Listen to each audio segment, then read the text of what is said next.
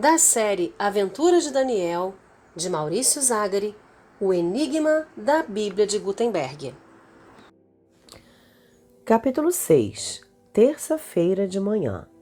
Davi respondeu ao filisteu: Você vem a mim com uma espada, uma lança e um dardo, mas eu vou enfrentá-lo em nome do Senhor dos Exércitos, o Deus dos exércitos de Israel, que você desafiou. 1 Samuel 17, 45. O sol mal tinha se levantado quando Daniel despertou. Tomou um banho, se vestiu, tomou café e saiu com o destino certo. Quando descia a rua, percebeu que um rosto familiar o observava de longe. Com seu inconfundível bigode negro, o policial Pedrão o vigiava de dentro de um carro. Só lhe faltava essa. Agora teria um cão de guarda em seu encalço. Para o que pretendia fazer naquela manhã, a vigilância de Pedrão era uma pedra no sapato. Mas ele já tinha ideia de como se livrar dessa companhia indesejada. Seguiu normalmente seu plano. Quando chegou na entrada da favela em que Ricardo morava, deu uma espiada por sobre o ombro e, como previsto, notou que Pedrão tinha empacado. Ele não é doido de entrar na área do tráfico sozinho. Se descobrem que é policial, a coisa fica feia, pensou Daniel. Com isso, pôde ir adiante. Às 9 da manhã, já estava instalado no boteco perto da casa do seu suspeito. Durante o tempo que passou ali, deu para acompanhar a movimentação do barraco. As duas irmãs mais velhas de Ricardo saíram, seguidas da mãe. Pouco depois das 10, Ricardo apareceu. Montou seu latão na calçada, acendeu o carvão e pôs os espetinhos para assar. Ali ficou por cerca de 2 horas vendendo churrasco e conversando com quem passava. O dono do boteco já estava desconfiado daquele rapaz que tinha passado horas sentado ali sem fazer nada, já no 5º refrigerante. Daniel decidiu circular para não despertar mais suspeitas. Levantou-se, pagou e saiu do boteco. Deu calmamente a volta no quarteirão para poder observar Ricardo do outro lado. Quando chegou à esquina oposta, o susto. No lugar do seu suspeito, o irmão mais novo dele, o mesmo que tinha ficado ali na véspera. E essa agora? Sem saber se o jovem tinha entrado em casa ou saído dela, Daniel resolveu esperar um pouco. Passados mais de 10 minutos, sua paciência se esgotou. Era só o que faltava. Ficar a manhã inteira esperando e agora perder o suspeito de vista. Ele deve ter ido embora. Se eu correr, talvez ainda o alcance. Daniel decidiu não esperar mais e saiu correndo ladeira abaixo. Mal tinha dado alguns passos e adivinhem quem ele vê saindo de casa? Sim, o próprio Ricardo. Se olhasse à direita, ele daria de cara com Daniel. Mas para a sorte deste, Ricardo saiu para a esquerda. Daniel respirou fundo e se recompôs do susto. Os dois fizeram praticamente o mesmo caminho da véspera, só que agora a coisa seria diferente. Assim que desembarcaram na estação de trem do bairro comercial, Daniel entrou por uma viela paralela e saiu em disparada até a rua onde havia sebos de livros. Postou-se em um lugar estratégico e esperou. Logo, Ricardo apareceu. Desviando-se das barracas de camelô, Daniel o seguiu a certa distância. Até que, finalmente, o novo convertido entrou numa portinha que se ligava a uma escada. Daniel o viu subir até o 2º andar. Atravessou a rua e leu o letreiro que estava preso à fachada do sobrado. Religião hoje. Livros religiosos e esotéricos em geral. Ele exultou com a descoberta. Tá aí um lugar onde certamente se interessariam em comprar uma Bíblia rara. Agora era esperar, e foi o que fez durante cerca de meia hora. Aproveitou, fez um lanche e aguardou. Finalmente, viu Ricardo sair, com um sorriso de satisfação no rosto e um embrulho debaixo do braço. Era a sua deixa. Daniel atravessou a porta e subiu pela escadinha apertada. No 2º andar, O ambiente não era dos mais convidativos. As paredes tinham um aspecto sujo, cheia de infiltrações e com a tinta descascada. Um cheiro de coisa velha impregnava o ar. À esquerda, uma porta pintada de cinza ostentava uma plaquinha onde se lia o mesmo texto escrito na fachada. De um empurrão, a porta cedeu. Dentro da sala, o ambiente lembrava uma antiga biblioteca. Junto às paredes e espalhadas pelo salão, numerosas estantes abrigavam centenas de livros que, pelo aspecto, eram todos velhos e usados. Pequenas placas no topo das estantes identificavam o gênero das obras de cada setor. Bíblias, cabala, ficção, budismo, entre dezenas de outras. Atrás de um pequeno balcão, um homem que parecia ser tão velho quanto os livros que vendia, olhou para Daniel e abriu um largo sorriso. Incontáveis rugas surgiram em seu rosto, emoldurado por pequenos tufos de cabelos brancos sobre as orelhas. Bem-vindo, rapazinho. Está procurando algo em particular? A pergunta pegou Daniel de surpresa. Ele teve que improvisar. Sim. Estou interessado em Bíblias antigas. O sorriso do ancião alargou ainda mais. Então você veio ao lugar certo. Este sebo é o que mais tem antiguidades e raridades do país. Exagerou. Alguma específica? Era a deixa que Daniel esperava. Bem, quanto mais antiga, melhor. O que o senhor tem de mais velho por aqui? O balconista saiu de trás do balcão e arrastou os pés até a seção onde se lia Bíblias. Com o dedo, apontou às prateleiras de cima. Aqui estão as mais antigas. Dá uma olhada. Daniel começou a folhear uma por uma. Nas primeiras páginas era possível ver o ano de publicação. Umas em português, outras em inglês e até em grego. Páginas amareladas, capas remendadas, era um desfile interminável de exemplares das Sagradas Escrituras. Então, fingindo-se de desentendido, como se estivesse apenas querendo puxar assunto, perguntou: Diga, tem muita gente que costuma vir aqui atrás de Bíblias raras?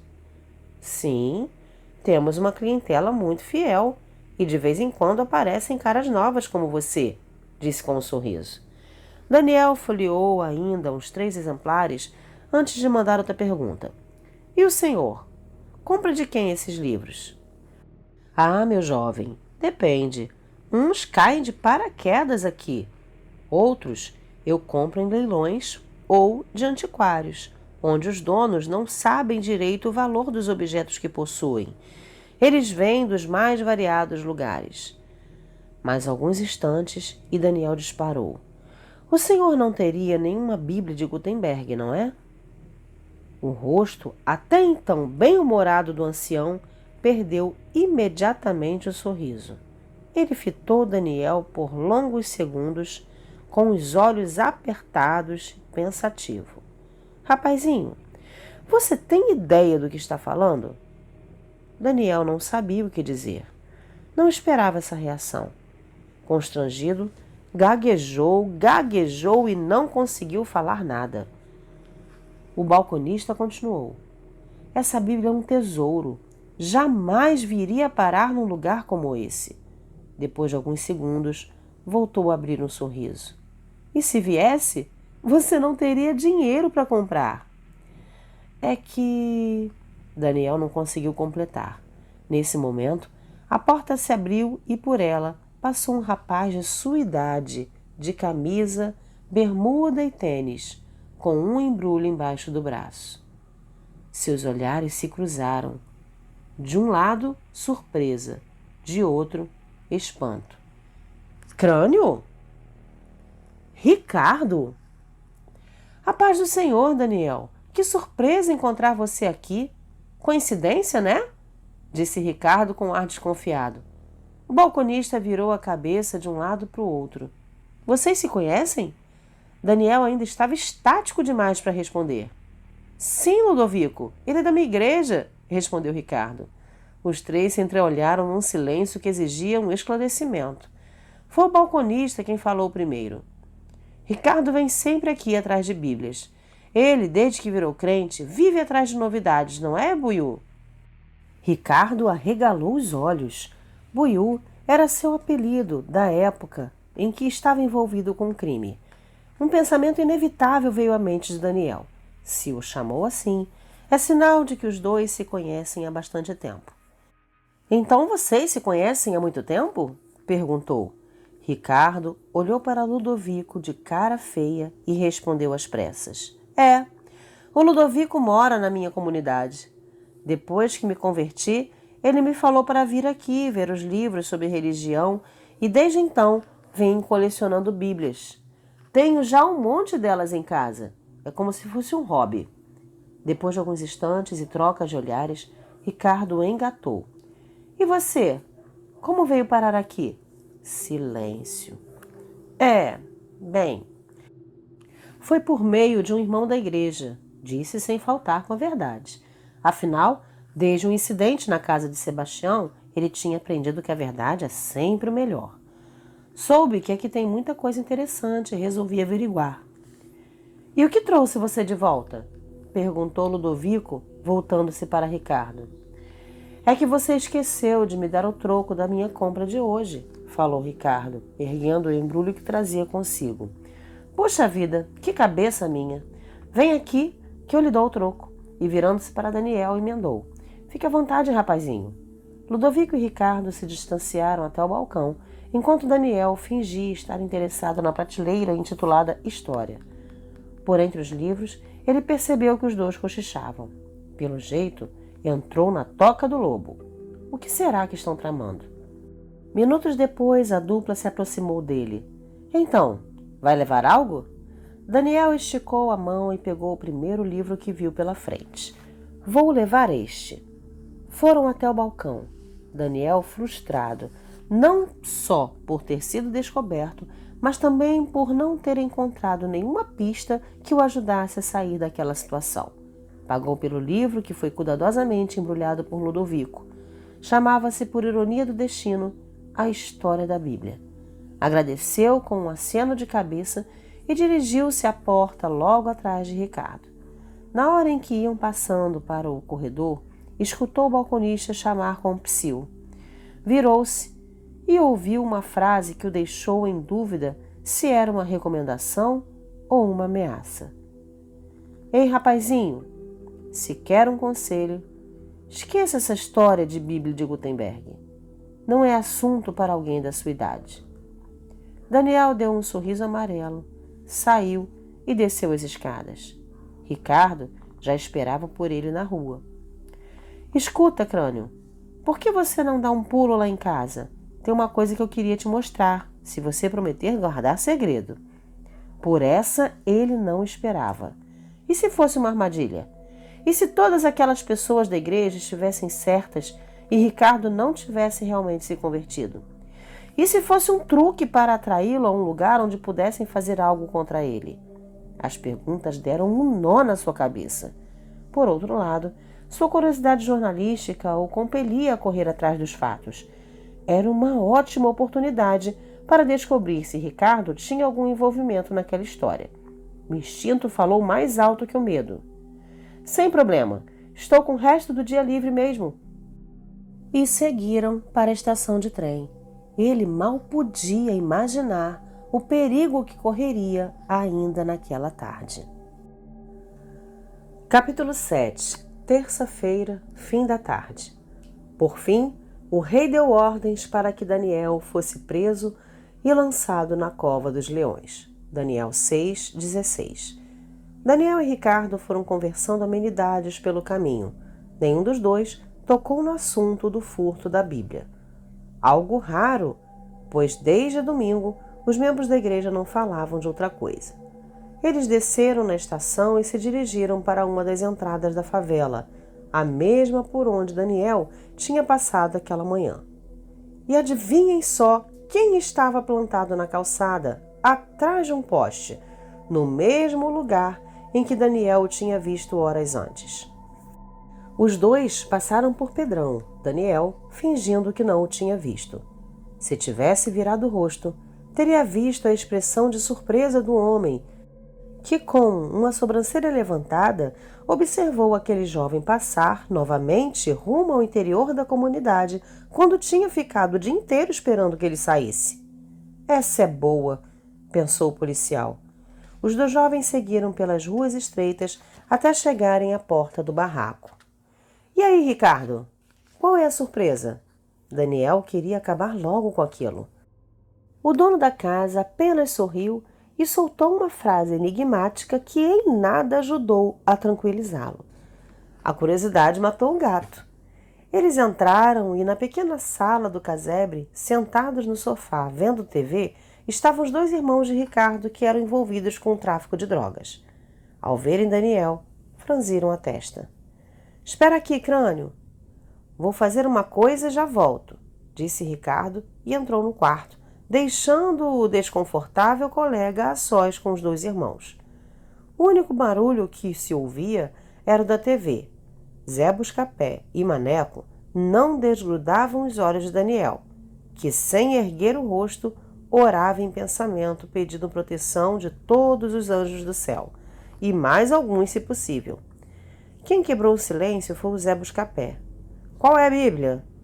Daniel não entendeu direito se aquilo tinha sido uma pergunta, uma saudação ou o quê. Mas o Bíblia era ele mesmo, e isso ele entendeu. Oi, disse com um sorrisinho xoxo. Aí, foi você que virou a cabeça do Buiú? Daniel fez cara de espanto. Hã? Tô perguntando se foi você que fez o Buiú largar o movimento e virar Bíblia. Que situação! O ambiente não era dos mais amistosos. Aliás, não era nada amistoso, e Daniel procurava com cuidado as palavras para aquela conversa. Tudo o que ele não precisava era arrumar uma confusão com aqueles dois. Bem, na verdade não. Ele é que... Zé Buscapé se colocou de pé num salto, ao mesmo tempo que interrompeu Daniel. Porque o moleque agora não quer saber de mais nada. Só quer saber de igreja.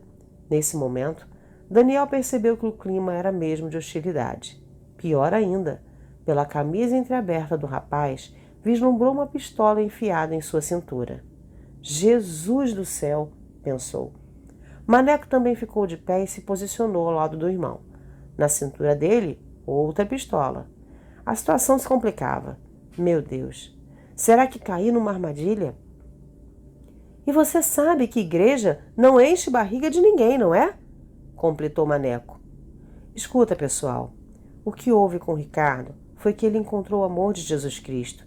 E foi esse amor que o tirou dessa vida. Tô sabendo. E Jesus pode tirar vocês dessa também. Basta querer.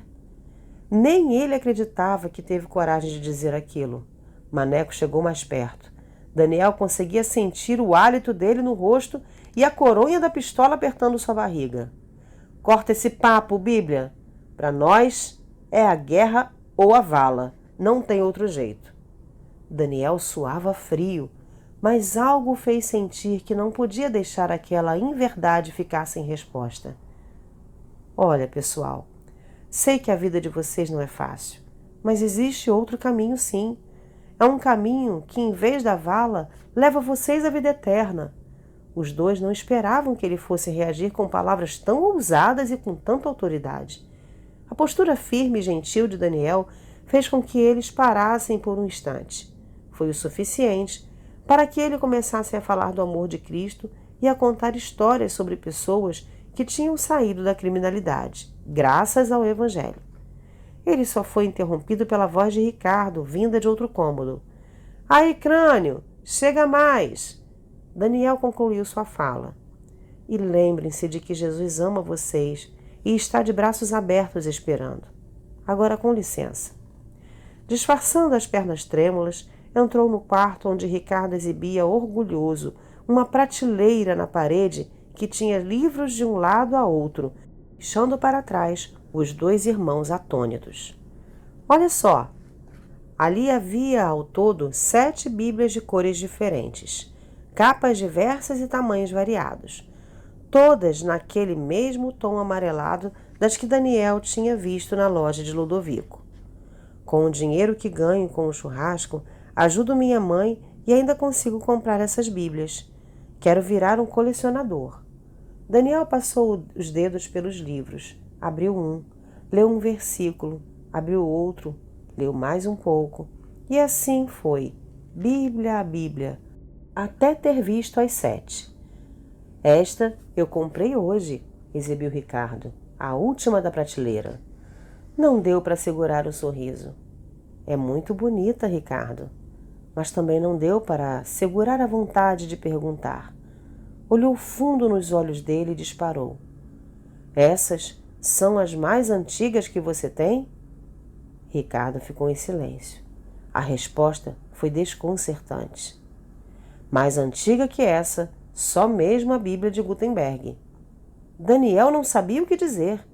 Tentou decifrar se havia algo por trás daquela frase, mas lhe faltou certeza. E nessas horas, o melhor é não dizer nada mesmo. Ricardo, já está escuro e eu preciso ir embora. Sem problema, Crânio. Vai nessa. Valeu pela visita. Daniel passou pela sala e fez um aceno de cabeça para Maneco e Zé Buscapé. Antes de sair, deu um tempo de ver com o canto do olho que Maneco folheava a Bíblia de cultos de seu irmão, que rapidamente fez questão de esconder. Tem mais Bíblia. Daniel se despediu de Ricardo, ainda sem entender direito se aquela visita tinha alimentado ou esvaziado as suspeitas que ele tinha do novo convertido. As últimas palavras do jovem confundiram ainda mais sua cabeça. Olha, Crânio, eu gosto muito de você. Cuidado com essa história de ficar perguntando por aí pela Bíblia que foi roubada. Deixa isso para os policiais. Eu conheço de perto o mundo da bandidagem e sei bem que mexer em vespeiro é pedir para levar ferroada. Se cuida e segue seu rumo, tá ligado? Daniel fez que sim com a cabeça e começou a descer a ladeira. Em sua mente só havia um pensamento. Agora faltavam 24 horas para o fim do prazo dado pelo ladrão. Seu nome e sua liberdade estavam em jogo, além do dinheiro da reforma da igreja. Ele não tinha nada sólido que o ajudasse a apontar o verdadeiro culpado. Em seu peito crescia uma sensação de angústia e, pelo jeito, não tinha muito mais a fazer, a não ser pedir ajuda de Deus. O editor de O Arauto foi orando pelo caminho, tentando juntar as peças do quebra-cabeça. Mas não chegava a conclusão nenhuma. Sebastião ou Ricardo? Quem era o culpado? Quando dobrou a esquina de sua rua, viu de longe que um carro da polícia estava parado na porta de casa. Daniel estancou e retrocedeu alguns passos. Algo lhe dizia para não ir até lá. Pensou alguns instantes e, como seu telefone celular estava quebrado, precisou recorrer a um orelhão que havia na rua de trás. Que horas para ficar sem celular! Por sorte, sempre carregava um cartão telefônico na carteira. Atende, Bruno, torceu. Felizmente foi o irmão quem falou do outro lado do aparelho. Alô? Bruno, aqui sou eu, mas não dá bandeira, tudo bem? Tá. Tem alguém aí? Uhum. É a polícia? Uhum. Estão atrás de mim? Uhum. Aconteceu alguma coisa? Uhum. Você acha que dá para dar uma escapada e vir me encontrar no orelhão aqui da rua de trás? Vou tentar. Beleza, mano? Estou esperando. Passaram-se alguns minutos e então apareceu o irmão de Daniel. Oi, Dani. Não posso demorar muito. Saí escondido, mas não vai demorar para a mamãe ver que eu sumi. O que aconteceu? Olha, saiu o resultado dos testes com as impressões digitais. E aí? A coisa complicou para o seu lado, Dani. Na valise onde estava a Bíblia, só tinha as impressões do missionário Cláudio e do diácono Wesley. Na carta com o bilhete do resgate, tinham várias impressões, mas nenhuma de ninguém da igreja. Eles acham que deve ser papel do pessoal dos Correios, por exemplo. E no computador da igreja só tinha as digitais do pastor Wilson e as suas. É claro, só nós dois mexemos nele. Até aí tudo bem. O problema é que tem uma novidade. O quê? Chegou o terceiro bilhete.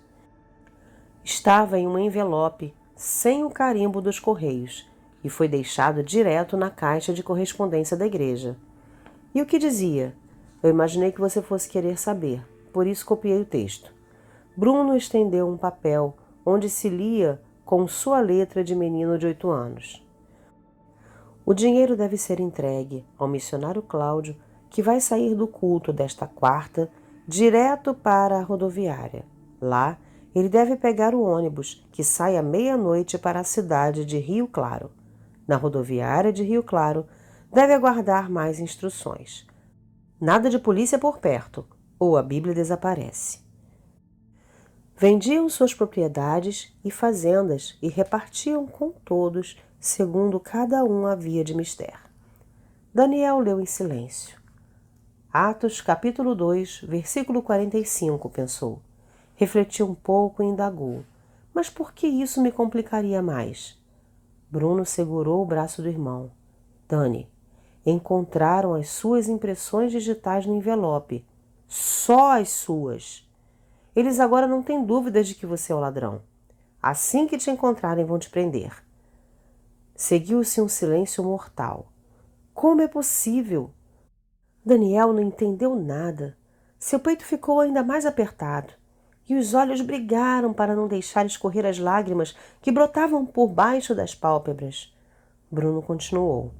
A polícia esteve na igreja e comparou este envelope com os que ficam na gaveta junto ao computador. É um deles. De fato, o pastor Wilson mantinha na gaveta uma pilha de envelopes para correspondência. E Daniel vivia mexendo ali para pegar caixas, lápis, apontadores, folha de papel e eventualmente até envelopes. E como está a mamãe? Com um olhar, Bruno respondeu. É claro que ela estava arrasada. Para piorar, Dani, teve um policial que seguiu você hoje até uma favela, conhecida por ter muito bandido. Eles acham que você está escondendo a Bíblia lá. Daniel se revoltou. Lá tem bandido, mas tem muita gente direita, trabalhadora. Isso é puro preconceito. Mas ele sabia que isso não significava nada naquele momento. Daniel era o principal suspeito. Os indícios contra ele eram muito fortes e não havia mais nada que ele pudesse fazer. Confuso, tentou pensar que rumo tomar. Ele só tinha uma alternativa: fugir. Olha, Bruno, eu vou ter que ficar um tempo sozinho para decidir o que fazer. Volta para casa e quando os policiais não estiverem por perto, avisa a mamãe que eu estou bem e vou dormir fora. Tá bom, Dani. Toma cuidado. Pode deixar, mano. Te amo muito, viu? Daniel abraçou forte o irmão e nesse momento não conseguiu mais segurar as lágrimas. Ali, ele percebeu que é nas horas de maior aflição que as pessoas passam a valorizar os abraços afetuosos daqueles que amam. Que é nessas horas que todas as briguinhas com os irmãos e os atos de rebeldia contra os pais, as discussões, os bate-bocas perdem todo o sentido. O que passa a fazer sentido é só o afeto, o carinho e o amor. Deus te abençoe, disse Daniel, e partiu, os olhos cheios de lágrimas pela rua escura.